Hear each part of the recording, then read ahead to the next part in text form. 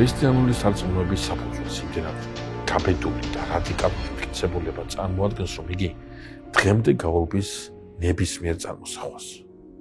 ეს გახლავთ მოწმობა იმის შესახებ, რომ სამყაროს უსაზღვრო შემოქმედი გახდა ადამიანი და რომ მარადიული ღმერთი დროში შემოვიდა, რომ ყოვლის შემძლე ღმერთი უმწეო ყმად იქცა. მოკლედ რომ ვთქვათ, ღმერთი განკაცდა. ეს არ გახლავთ უბრალოდ ერთ-ერთი რელიგიური დოქტრინა. ეს სახარების, ქრისტიანობის გულია და მთელი ბიბლიური მსოფლმხედველობის გასაღებია. ბევრი მზად არის იწამო შორეული ღმერთი, აბსოლუტი ან დიდი წინასწარმეტყველი, მაგრამ ადამიანად მოსული ღმერთი ძლიერ მიუღებელია მათთვის. რატომ იყო აუცილებელი ღვთის განკაცება? და რას გვეუბნება ეს მოვლენა ჩვენ ღმერთისა და ჩვენ შესახებ? პირველი პასუხი კითხვაზე რატომ? გახლავთ ის, რომ ღმერთი სიყვარულია. კაცობრიობა, რომელმაც ღმერთს ზურგი აქცია განსასწრელში, სულიერი სნეულებების, ხრწნისა და მოკვდავების მდგომარეობაში აღმოჩნდა. ღმერთი, რომელიც მოყვარული მამაა, გულგრილი არ დარჩენილა და ადამიანი ამგვარ მძიმე მდგომარეობაში არ დაუტოვებია. ღმერთი აგზავნიდა წინასწარმეტყველებს, ადამიანს მისცა რჯული, ასწავლა სიმართლით ცხოვრება, მაგრამ სნეულებას ზედმეტად ღრმა აღმოჩნდა იმისათვის, რომ ყოველივე ეს საკმარისი ყოფილიყო ადამიანის განსაკუთრებლად.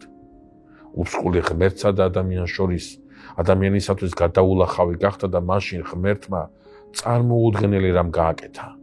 მან თავად გადმოლახა ეს უსყული. იოანე მახარებელი ამის შესახებ ასე წერს: სიტყვა ხორცად იქცა და დაემკვიდრა ჩვენ შორის. მარადარსებული საფრთხო გონება, ლოგოსი, რომლის მეშვეობითაც შეიქმნა მთელი სამყარო, მიიღებს ჩვენს ადამიანურ ბუნებას, თავისი ყველა შეზღუდვითა და უძლურებით გარდაცოდვისა. ის მოდის, რათა გვიხსნას არა შორიდან, არამედ ჩვენი საკუთარი მდგომარეობის სივრციდან.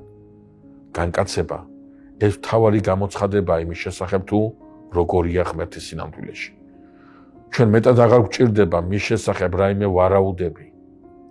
გსურთ იცოდეთ, როგორ ეპყრობა ღმერთი სუსტებს, სნეულებსა და უარყოფილებს. შეხედეთ, როგორ ეხებოდა იესო კეთროვანებს. გსურთ იცოდეთ, როგორ ეპყრობა ღმერთი ცოდვილებს, შეხედეთ, როგორ პატიობდა და იღებდა იესო მათ, ვისაც ყველა გმობდა, ვისაც ყველა დევნიდა. განკაცება გვიჩვენებს, რომ ღმერთი ეს არა ცივი კოსმიური გონება და არა მრისხანემსაჯული, არამედ სიყვარულია. ის ღმერთია, რომელიც იმდაბლებს თავს, მსახურობს და სასიკვდილოდ მისცემს საკუთარ თავს. ამ დამდაბლების მიზანი გრანდიოზული იყო. მიზანი გახლავთ ჩვენი ამაღლება.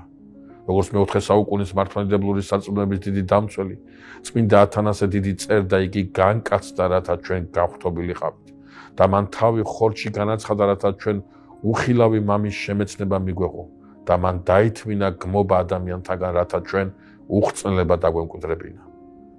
ღმერთი ადამიანი ხდება, რათა ადამიანი საფრთხო ცხოვრების მოსიარე გახდეს. თუ კი თავად ღმერთმა შესაძლებლად მიიჩნია მიეღო ადამიანური ბუნება, ეს სამუდამოდ ცვლის ჩვენ შეხედულებას საკუთარ თავზე. ჩვენი ადამიანური ბუნება, ჩვენი სხეული, ჩვენი ემოციები, ჩვენი ცხოვრება ამ მატერიალურ სამყაროში ეს ყველაფერი განწმენდილია და უსასრულო ღირსებითაა შემოსილი. სხეული ეს სული საპყრობილე კი არა ტაძარია, რომელსაც ძალუს თავად ღმერთი დაიტიოს. ეს უღრმესი ჰუმანიზმის საფუძველია.